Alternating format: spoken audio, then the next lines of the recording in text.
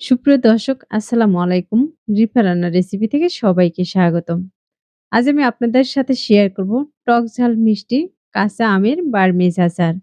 এই আচারটি বানিয়ে খাওয়ার পরে আপনি কিন্তু দোকান থেকে আচার কিনে খাওয়ার কথা একদম ভুলে যাবেন। মনে হবে দোকানের আচারের চাইতে এই আচারটাই বেশি টেস্ট। এই আচারটি বানিয়ে যাদেরকেই খাওয়ান না কেন তারাই কিন্তু আপনার প্রশংসা করতে বাধ্য হবে। এতটাই টেস্টি আর মজার। মুখে দিলে কিন্তু একদম মিলিয়ে যাবে।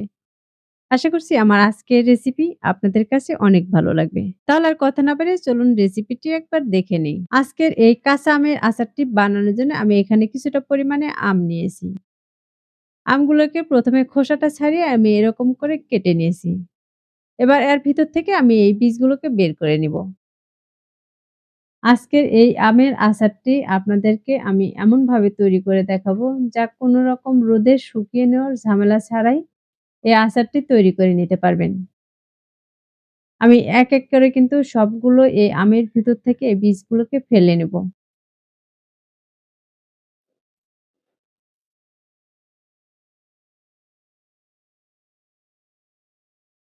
আমি সবগুলো আম থেকে কিন্তু এই বীজগুলোকে ফেলে নিয়েছি। আর এটা আমি কিভাবে কেটে নিয়েছি তা কিন্তু দেখে বুঝতেই পারতেছেন। এখন এর মাঝে আমি পরিমাণ মতো পানি দিয়ে আমগুলোকে খুব ভালোভাবে ধুয়ে নিব। আমগুলোকে আমি খুব পরিষ্কার করে ধুয়ে নিয়েছি আর এর ভিতরে কিন্তু কোনো রকম পানি নেই। এখন এর মধ্যে দিয়ে দিচ্ছি আমি ১ কাপ পরিমাণে চিনি। আমি চিনিটাকে এই আমের সাথে খুব ভালোভাবে মিশিয়ে নিব। দেখতে পাচ্ছেন আমি কিন্তু চিনিটাকে এই আমের সাথে খুব ভালোভাবে মিশিয়ে নিচ্ছি। চিনির সাথে এই আমগুলো কিন্তু খুব ভালোভাবে মিশিয়ে নিয়েছি। এখন এটাকে আমি ঢাকনাতে ঢেকে রেখে দিব ১ ঘন্টার মতো। আর এই ১ ঘন্টার মধ্যে কিন্তু এই চিনিটা গলে যাবে। আমি ১ ঘন্টা পর ঢাকনাটাকে উঠিয়ে নিচ্ছি। আর এ পর্যায়ে দেখতেই পাচ্ছেন এই চিনি থেকে কিন্তু অনেকটা পানি বেরিয়ে এসেছে। আমি এগুলো আবারও একটু চিনির শিরার সাথে উল্টিয়ে পাল্টে মিশিয়ে নিচ্ছি।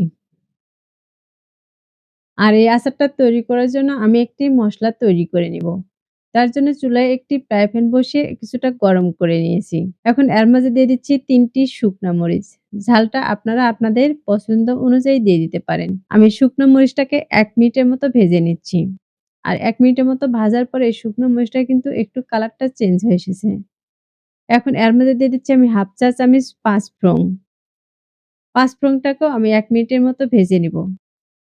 আবার এই মসলাগুলো কিন্তু খুব বেশি লাল করে ভাজা যাবে না। বেশি ভাজা হলে কিন্তু এই মসলাগুলো খেতে তিতো লাগবে। এই মসলাগুলো ভাজার পর আমি কিন্তু শিলপাটায় গুঁড়ো করে নিব। এখন এগুলো ভাজা হয়ে গেছে, এগুলোকে আমি সাইডে রেখে দিচ্ছি।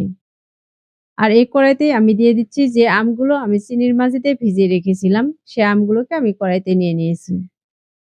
এগুলোকে আবারও একটু উল্টিয়ে পাল্টে মিশিয়ে নিচ্ছি।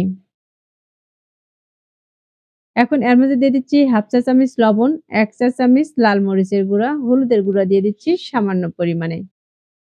সামান্য পরিমাণে হলুদের গুঁড়োটা দিলে দেখা যাবে এর কালারটা কিন্তু খুবই সুন্দর আসবে। এবার এই সবগুলো মসলার সাথে আমগুলোকে আমি নেড়েচেড়ে মিশিয়ে নিচ্ছি।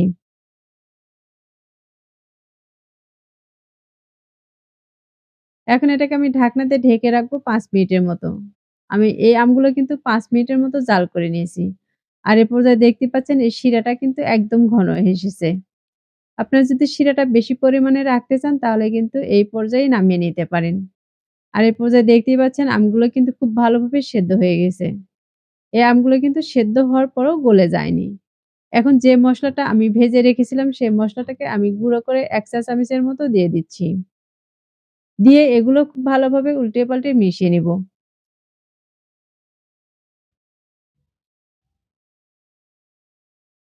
এগুলোকে কিন্তু খুব তাড়াহুড়ো করে মেশায়ে নেওয়া যাবে না। এগুলো যদি তাড়াহুড়ো করে মিশিয়ে নেওয়া হয় তাহলে কিন্তু আমগুলো গলে যাবে।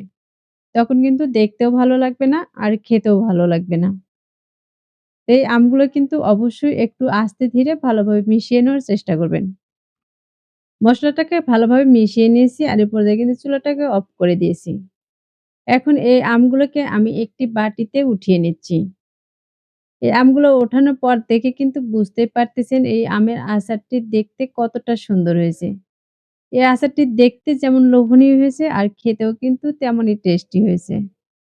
এইভাবে আচারটি বাসায় তৈরি করলে দেখবেন ছোট থেকে বড় সবাই কিন্তু খুবই পছন্দ করবে। যে খাবে সেই কিন্তু আপনার প্রশংসা করতে শুরু করে দিবে। আশা করছি আজকের এই আমের আচারটি আপনাদের কাছে অনেক ভালো লেগেছে আর সহজে লেগেছে। রেসিপিটি ভালো লাগলে ভিডিওতে অবশ্যই একটি লাইক দিয়ে দেখার অনুরোধ রইল। আর রেসিপিটি কেমন হয়েছে তা অবশ্যই কমেন্টে লিখে জানাবেন। আমার চ্যানেলটি এখনো সাবস্ক্রাইব করে না থাকলে চ্যানেলটি সাবস্ক্রাইব করার অনুরোধ রইল। আর যারা চ্যানেলটি সাবস্ক্রাইব করেছেন তাদেরকে অসংখ্য ধন্যবাদ। কথা হবে এরকম মজার রেসিপি নিয়ে। এ পর্যন্ত সবাই ভালো থাকবেন, সুস্থ থাকবেন। আর আমার নিয়মিত রেসিপির সাথেই থাকবেন। আমার জন্য দোয়া করবেন। আল্লাহ হাফেজ।